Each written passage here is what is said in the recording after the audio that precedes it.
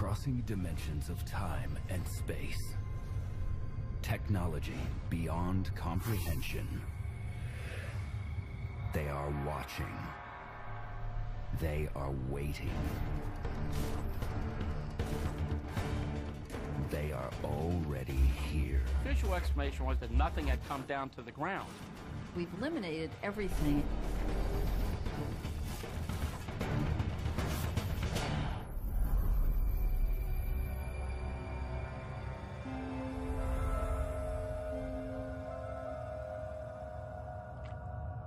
Kescksburg, Pennsylvania, 1965.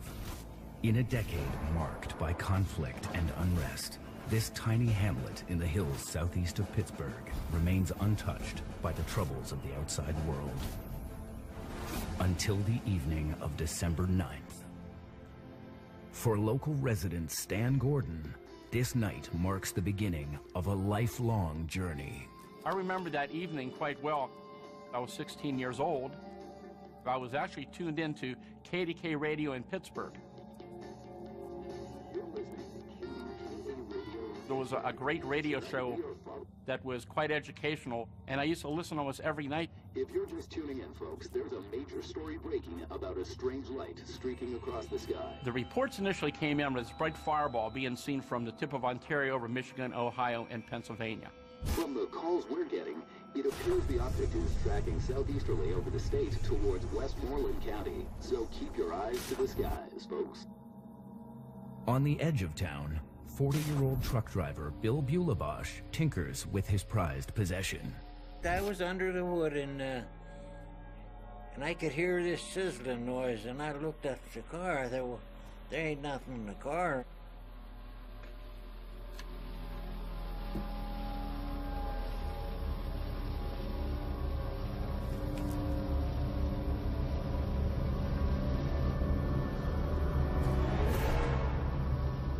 Looked up and I seen this streak of fire, and I said, "Oh, what's this?" And it was up about a mile and a half, 2 miles. I watched it, and it went towards the mountain. And then it went up there so far, and it turned around and come back again. And it seemed like it couldn't make up its mind where it was going to land, you know. And then it made it turn and went right into the woods.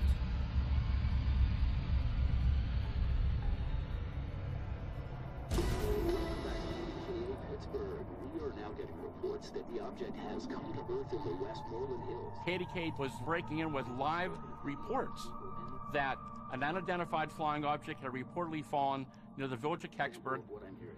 And here's the latest on the bright light situation. Local police have been dispatched to the scene as calls continue to flood the phone lines here at KDKA. We'll have more for you right after a word from our sponsors. I remember that night I was running back and forth between the TV and the radio trying to listen to the latest reports from the different sources to find out what was going on. There was some thought that maybe this had been an airplane that may have exploded in the sky out towards Greensburg, towards Westmoreland County. As you can see, the curious have gathered here on Coons Lane near Kescksburg. They, like us, are hoping to find out what exactly has landed in these woods. I got in my car and I went up the road. You couldn't get near the place for automobiles on that back road. Get up there and I says, "Oh my God, where's all these people coming from?"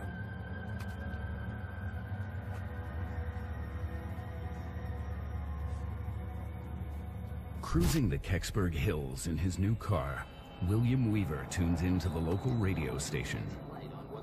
I was 19 years old at the time, and I heard on the radio that something had landed there.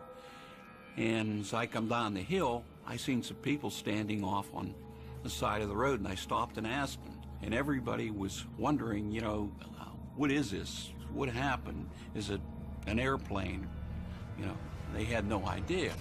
Looking down over the hill, as it was getting dark, I could see that there was a blue light coming off of this that would go very dull and then get very bright and then go back to getting very dull again. But it was very visible. And I could see lights down there, you know, down in the woods.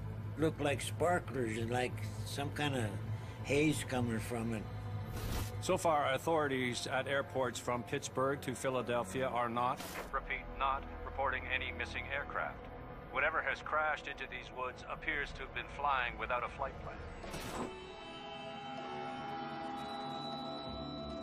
More and more calls were coming into the radio station. What's already true, we can tell you that there's a lot of military action going on around here. We have seen numerous military trucks driving toward the site of the alleged. There's some explanation from the military at this point. Seemed very intriguing.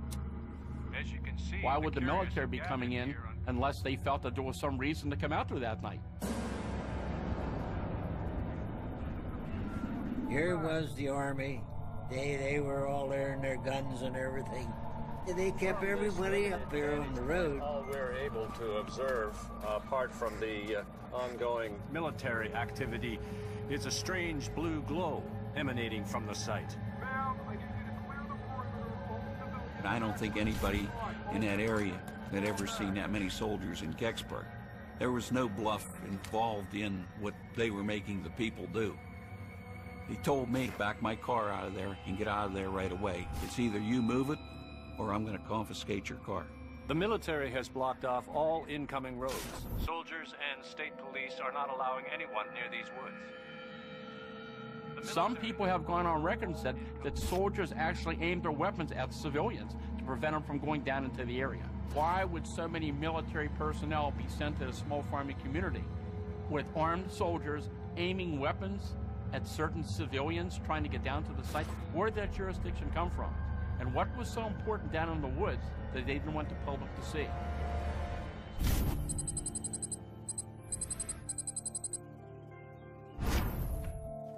The next day, I was eagerly awaiting the newspapers, and I was trying to get a hold of all the local editions. The morning paper had the heading, Army ropes off area, unidentified flying object falls near Kescksburg. The search, they claimed, continued to about 2 a.m. However, the later edition had the heading, searches failed to find object. It was being stated that people had been mistaken. Nothing had fallen. They had seen just a bright meteor in the sky. The Air Force made a statement that this was a meteor. In other words, that nothing came down that night. They said that a 3-man team went out to investigate something that started a fire and searched the area and came back at 2 a.m. and found nothing. I seen it. It made it turn and went right into the woods. I could see that there was a blue light coming off of it. And this went on the whole time that I was there. The only official Air Force document that was ever located on the Kescksburg incident suggests that there was only 3 Air Force personnel involved. Yet multitudes of eyewitnesses, including reporters, verified the fact that there was a fairly good military presence, various types of military equipment and personnel, and trucks were observed in different areas around the village that evening. The Air Force statement completely contradicts what the witnesses have said and what the media reported the night of the event. I hesitate to just accuse a government agency of a cover-up just sort of outright, but I do think it's a possibility. What's the military keeping from the people of Kescksburg? John. What? There's something at the window. And who else is involved in the possible cover-up? Who are those guys? On December 9th, 1965, after reports that a fiery object crashed into the woods, the tiny community of Kescksburg, Pennsylvania, is overrun by military personnel. The military has blocked off all incoming roads. There has been no reason given for this latest initiative. The following day, newspapers report that nothing was found. The official explanation was it was just a meteor, that nothing had come down to the ground. But the official story doesn't match up with what John Hayes saw across town. Some new information. The military presence in Westmoreland County continues to grow in response to reports of this fiery object falling to earth in the woods. Again, here at KDKA, I was 10 years old, and I lived in a little farmhouse in Kescksburg. We listened to the radio the whole time it was going on. Like that convoy of military vehicles has been spotted heading to the east side of the Kescksburg Valley. Stay tuned to KDKA for more of our reports from this That's right here behind our house. Well, there was fields and then the woods. My bedroom window faced everything. You know, I had a good viewpoint. I could see people coming in the driveway and cars being parked. I could see flashlights, but you couldn't tell who they were or what kind of vehicle it was. My dad went out to find out what was going on. Stay here and be quiet. You're supposed to be asleep.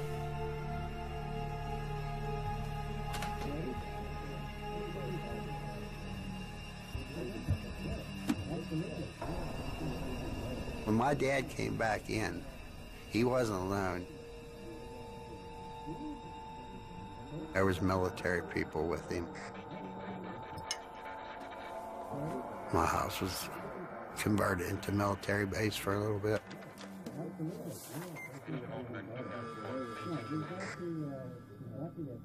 John. What? There's something at the window. Okay.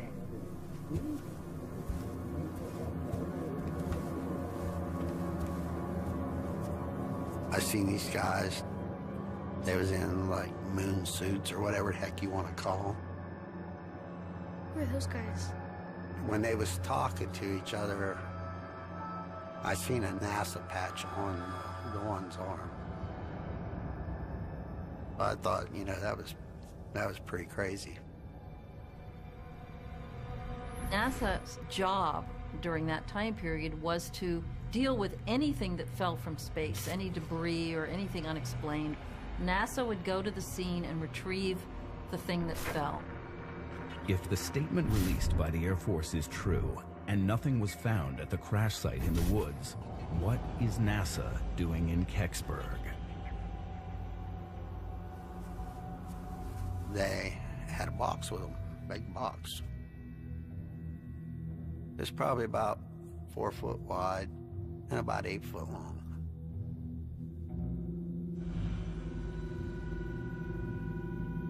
Then it popped down through the field and down to the corner of the woods where everything was going on. Please, can I just look for 1 second? Stop pestering me. When I was looking out my bedroom window, I was watching the cars and stuff like up on the driveway and just sort of watching what was going on out there. Well, this Jeep come down through and then truck come down through, and it was just a big flatbed truck, you know, it was empty. They was probably down there for a half hour to maybe 45 minutes if that. And they came back out with something on the back of the truck. So what's going on? It was dark. I could just, you know, I could tell by shapes, you know. It's probably about the size of a Volkswagen, you know, from where I was at. And when they went down, it didn't have nothing on it. When they come back out of there, it had something on it. Because of all the witness reports, the newspaper reports, the radio coverage, we know that something came down that night and was taken away on a truck. I believe that there are people that have either direct information on this case or have knowledge of the event, and I believe that it's very possible that there is physical evidence out there. Could that fireball have been something other than a meteor? Did a meteorite land in the Kescksburg woods? Meteorites are meteors that hit the Earth. They're rocks from space that we actually recover on the surface of the Earth. Most meteorites come from the asteroid belt. We also have some meteorites that come from the planet Mars. They're blasted off of Mars by impacts, rocks go into space, and just like the bugs on the windshield, when you drive down the highway, those rocks also hit the Earth, and some of them survive and are recovered as meteorites. We also have meteorites from the moon, same story. Meteorites are coming to Earth all the time in the form of space dust. We estimate about 100,000 tons per year of fine-grained material. Rocks the size of my hands, the size of a basketball, the size of a car are much rarer. They brought these special boxes in. They took it down toward the impact area. So the question is, what were they going to put on those boxes? In the mid-60s, there was a heightened awareness of the potential that meteorites could carry alien life forms. In these rocks, there are fractures, there are cracks, there are crevices, and the possibility exists that microbial life, as we know it, could live inside a rock and be transported to another planet and survive that journey. As a result, partly of this kind of sensitivity, the rocks from the moon brought back by the Apollo astronauts were actually quarantined for a period of time. This is called planetary protection. A falling meteorite can't account for the object's varying speed or erratic trajectory. Those local people who saw the object descend said it did not come down at a high rate of speed, but it came down relatively slowly. The cosmic velocity, the orbital velocity around the sun that an object has, that it brings with it when it enters the Earth's atmosphere, is huge, between 36 and 72,000 kilometers per hour. You need a large force to veer it off course, and we've never observed that in a meteorite. People saying about a meteorite. Meteorite goes straight up and down, you know, it don't turn. It seemed like it was radio controlled or somebody was controlling it to do that. If the object wasn't a meteorite, what did the military haul out of the Kescksburg woods? I don't think it was a meteorite because I don't think there would have been as much secrecy over a meteorite. When I woke up the next morning in the military, they was gone. Me and my brother, we went over to investigate. What is that? He looked at us and he said, "You need to get out of the woods because there might be radiation." After a fiery object crashes in the Kescksburg woods, the Air Force claims witnesses saw a meteor flying across the skies and report nothing was found in the area.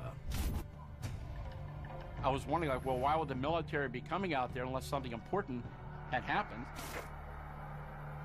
That same evening, across town, a large covered object is secretly removed from the woods. I couldn't swear on my life what it was. I just know that they took something out of there. The next morning, John Hayes and his brother make their way down to the crash site. We'd seen something on the other side, and we just couldn't figure out what the heck it was, so we went over to investigate. We walked down through the woods, because everybody's pretty much cleared out by then. Do you think them people are still here?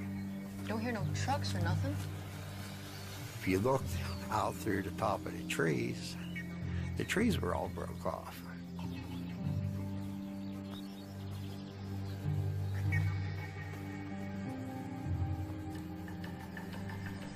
What it was a big burn area. The woods was burnt all off right there, and we're walking through there, and it was probably a good 400 or 500 feet. The evidence suggested that there was a pattern of tree damage down there.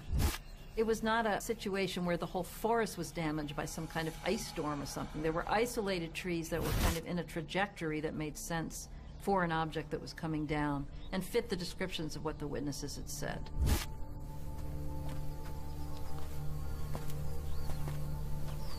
What is that? It's dirt. There was a clearing right there that it was all fresh dirt. And it wasn't the same kind of dirt, you know, because wood dirt's darker. This here was a lighter color. This could not have been a meteorite, because a meteorite leaves a huge crater, a big hole in the ground.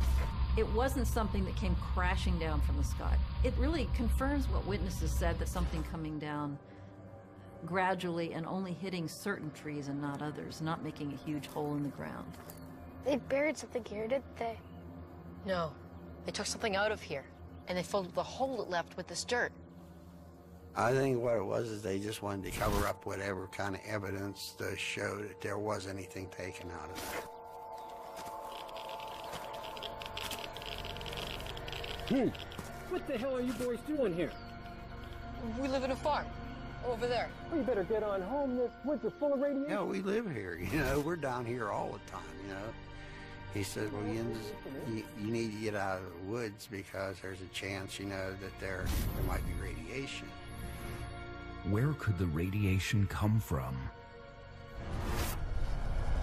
In the 50s and the 60s, there was work on developing nuclear rockets and nuclear-based propulsion system for aircraft. And those propulsion systems released a lot of radiation into the open atmosphere.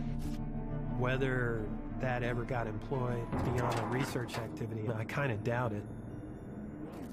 Now, there could be something with the payload that the vehicle carries that resulted in radiation being left over in some area.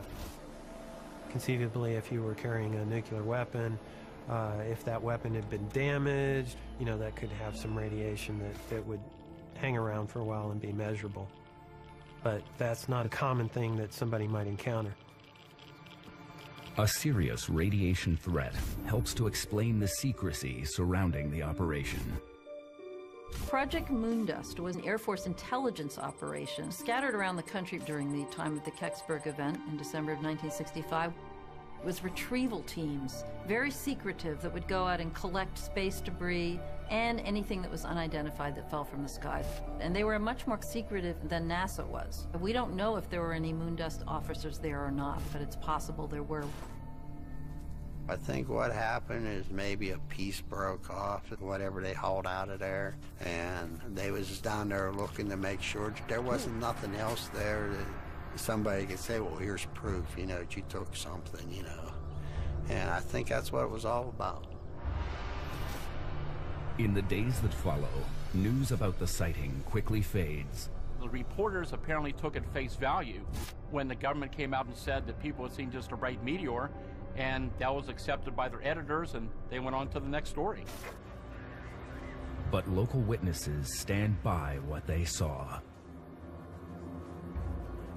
There was a small group of local people who believed that they were certain nothing happened that night, that nothing was going on, that there was no military there. It got to the point where there was name calling and people were accused of making up their stories. People that was friends for years, even families that broke up over it.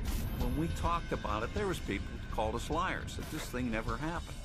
And we got the sense, well, we'll just quit talking about it. Until Bill Bulabosh steps forward to challenge the Air Force statement. You hear these people saying nothing happened. A lot of people don't know what I know. There was a bell. I didn't know if it was going to blow up or somebody was going to come out of it or what. A series of unexplained events surrounding a mysterious crash in the woods near Kescksburg, Pennsylvania, shines a spotlight on the small rural community.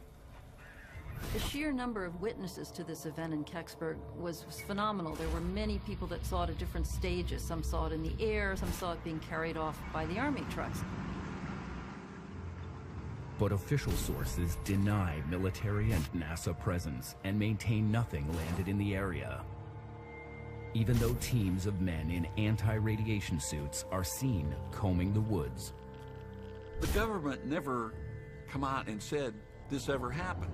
They didn't want to publicize. They were trying to kill the whole subject. I think the confusion was the fact that nobody really knew for sure what people had seen.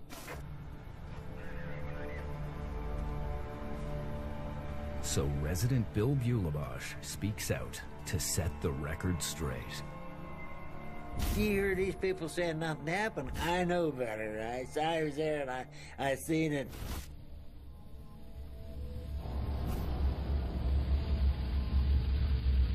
After it disappeared, I figured, well, I'm going up there to see what it was. Before he joined onlookers on Coons Lane, Bill followed the object into the woods. It was getting dark, so I grabbed my flashlight and went down in the ravine, knocked all the top of the trees out, you could see that. And I seen this down in the woods there, and it was like steaming. The smell just like rotten eggs. It was sulfur. And it was down in there about, I'll say 2 feet deep, at least 2 feet. It just glided right in. I'd say it was about as big as a Volkswagen, and it was a little bit longer. It was burnt clear from the nose, clear to the back. There was no seams, there's no rivets, no nothing.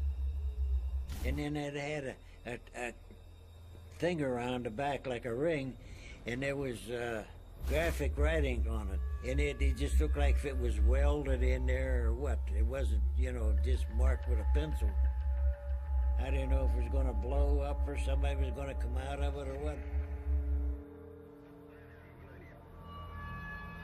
I could hear these voices way back in the background, and I figured I better get out of there.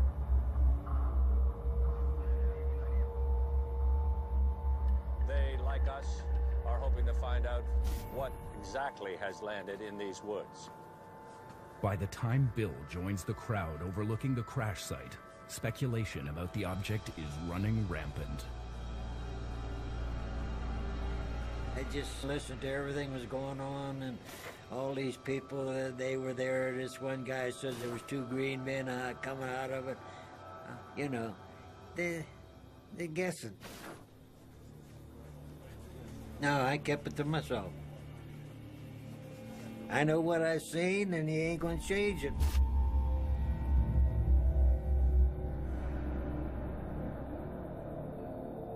Fact is that here was something that was on the ground, it was a physical object, and apparently the military came in that night and recovered the object. So now we have to question what was really going on here, what was the object, and why hadn't the government come forth to tell the public what really happened that night? One of the first theories was that this could have been Cosmos 96. The U.S. Space Command and the Russian space agencies have told us that a Russian satellite called Cosmos 96 came down the same morning as the Kescksburg event. Cosmos 96 was a probe that the Russians had created that they were sending to Venus. It was about 9 feet by 15 feet. Since it was from Russia, it had this Cyrillic type writing on it. So there are points of Cosmos 96 that, are valid and could actually match up to this. 2, 1, 0. Back in the 1960s, you had the whole space race, you had the Cold War going on at this time, and it was very important that we can get our hands on Russian technology and they can do the same with our technology. The Cosmos 96 had whatever the most advanced Soviet technology was at that time. And what was important as far as getting our hands on it, if we could, was you could figure out how big a missile Russia could create. I can understand the government not want other countries to get access to whatever technology they felt they could recover from this amazing thing that had just come down. The military shows up within hours, and they come in with a flatbed to take something out. They would not do that if it was a meteor. They would do that if it was a secret Air Force or Soviet object that crash landed in Kescksburg.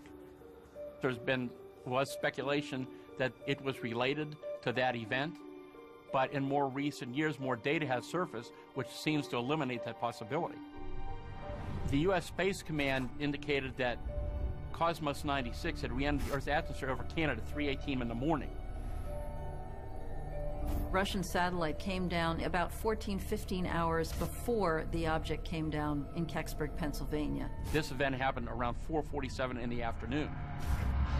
So we know that Cosmos 96 did not come down in Pennsylvania all those hours later. If it wasn't Cosmos 96, what landed in the woods that night? Bill described the object like a big metallic acorn-shaped object. Another theory is a Nazi UFO program. The Bell.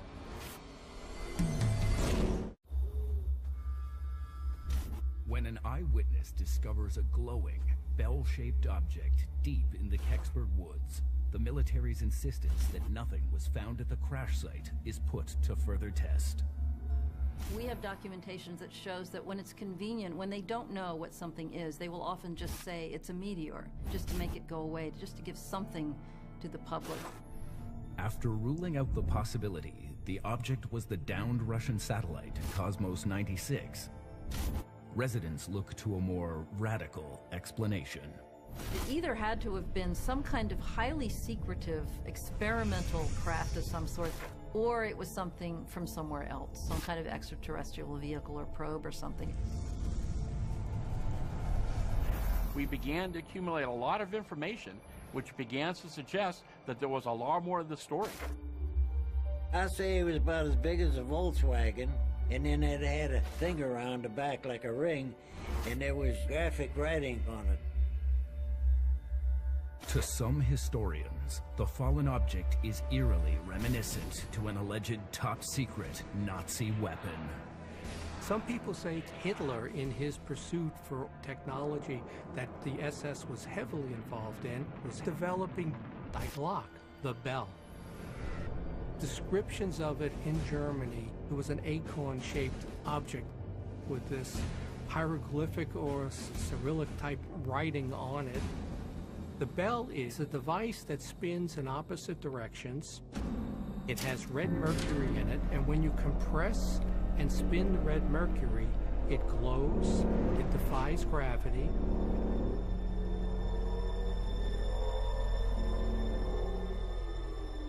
The purpose of the bell was an object that can really manipulate time and space.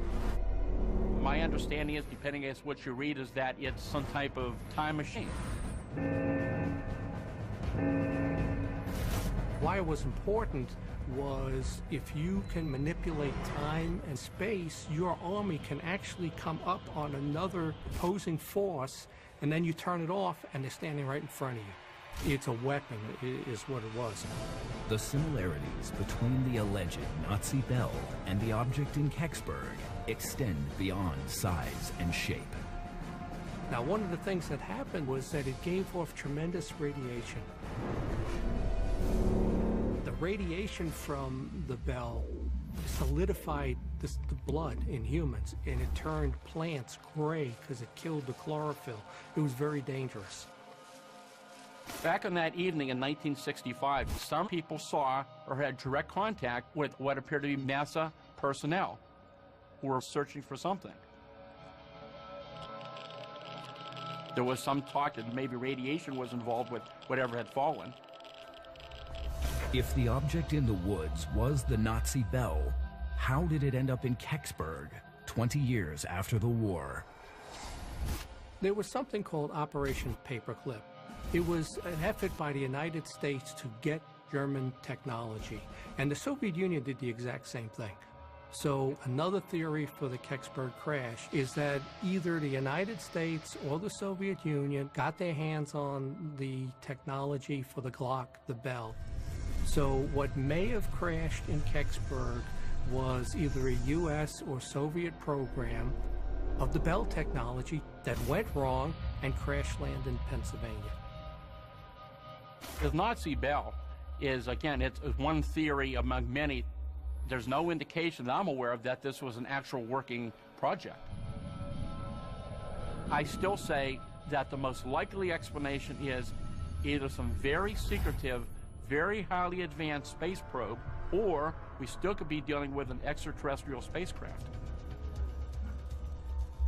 Bill Bulleybush described also seeing these unusual markings on the back, what he called the bumper area actually, were these markings that he said were more like symbols than letters. Could the symbols be a message from an extraterrestrial civilization? It is certainly possible that somebody out there would be sending us a message with a probe. Earth has sent out a probe, and in the probe was a plaque. And on this plaque was a picture of a man and a woman to show what humans look like, and then a number of mathematical symbols. This was to show whoever recovered this that there were thinking people there who knew the number system and were attempting to communicate with whoever picked this probe up. So it's entirely possible that if somebody from outer space was wanting to send us a message, it would include some kind of symbols to let us know that there's people thinking out there and doing out there, and not just sending things with nothing on it. What would be the point of that? If this was an alien spacecraft, of course, our government would be very interested in learning the technology of what this thing was. I mean, we're dealing with the early days of the space program.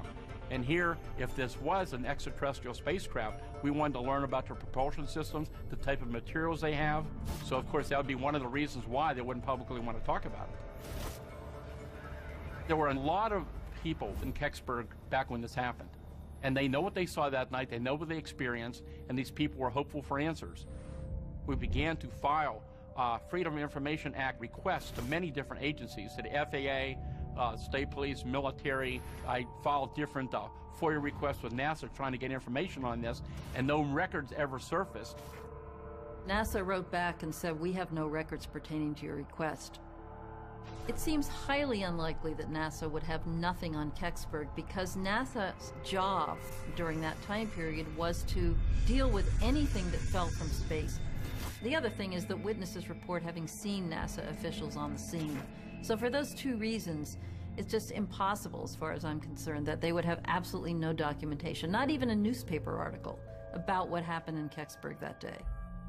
Despite government stonewalling, Stan Gordon continues to search for answers. Over the years, I've interviewed hundreds of people who were involved in different aspects of this case. I would hear stories, and I would follow up and find these people and talk to them. The Kescksburg case was unique because it involved the crash of an object. Something fell from the sky, which we know was carted off in a truck, which means that physical material still exists somewhere. It was our government that retrieved it. They must know something more about it. There was so little information really forthcoming on the event, and I really began to intensify my investigation in the 1980s. On December 9, 1965, near the village of Kescksburg, Westmoreland County, Pennsylvania, Stan Gordon produces a documentary about the Kescksburg incident to draw out new information. This documentary includes eyewitness testimony. And his determination pays off. In the summer of 1990, I was contacted by an individual, and he told me that he was a part of the security team that guarded the object that came in from Kescksburg when it arrived in the early morning hours of December 10th at Lockbourne Air Force Base outside of Columbus, Ohio. And he said they had the highest security when this flatbed tractor trailer with this tarped object came into the base. They were given a shoot-to-kill order to anybody who approached that area without the proper authorization. Then it continued on to Wright-Patterson Air Force Base near Dayton, Ohio, which was the headquarters for the Air Force Project Blue Book. Later that same year, building on this information, Stan Gordon's investigation turns up a new witness. I received a phone call from a fellow, his name was Myron. Myron went to the base. They were told, don't be looking around. He was trying to figure out what was going on. He got inside that building, and he saw something up on the scaffolding.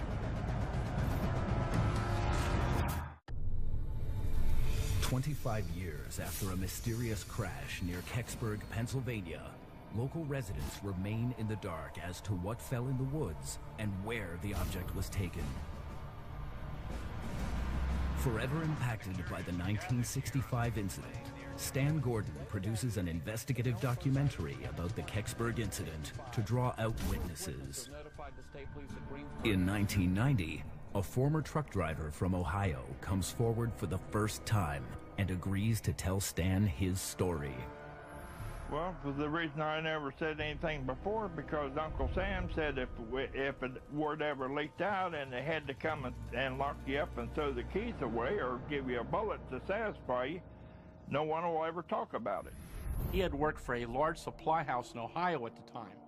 And within a few days after the incident at Kescksburg, a Navy officer came to their supply house and ordered a very large supply of a special type of glazed engineering brick to be sent to Wright-Patterson Air Force Base. We found the base, and they took us to the old training center for World War II. They were told to stay with your truck, just unload the pounds, do your job, don't be looking around. They kept seeing these men going in and out of this building.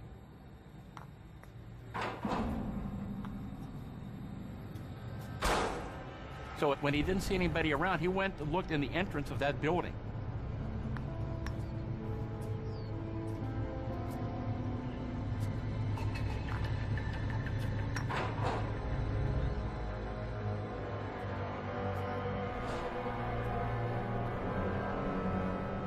When I walked in the building and seen the great big parachute or something draped down over the top with a light up underneath the parachute, trying to cover this thing up so no one could see it.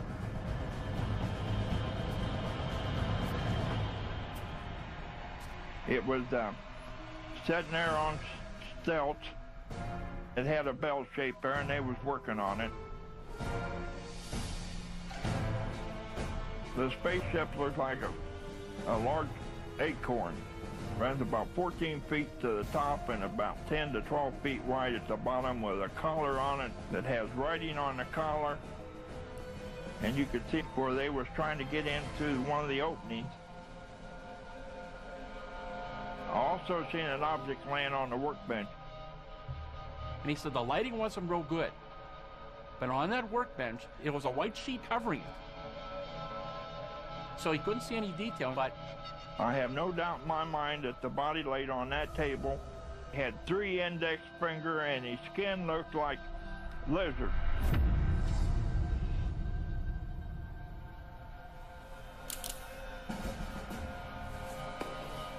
he said he was threatened, and he was told that you're never to tell anybody about this story. We'll put you in jail and throw away the keys. He was told in 20 years this will all be public knowledge, which of course had never happened. I'd be interested in going to a grand jury and tell them just what I seen. They brought these special boxes toward the impact area. Is it possible that what Myron saw could be related to the boxes? The evidence seems quite overwhelming that something fell from the sky, that the military came in, they recovered the object, and to this day they haven't told the public what it really was. I think definitely something came down in Kescksburg. As to what it was, we've eliminated everything except for some kind of American government secret object that they might have been testing, or something extraterrestrial. Whatever it is, they're just keeping it to themselves, and I will go to my grave without knowing anything about it. They'll tell you they didn't take nothing out of there. But I seen it, I know it. They ain't telling me no different.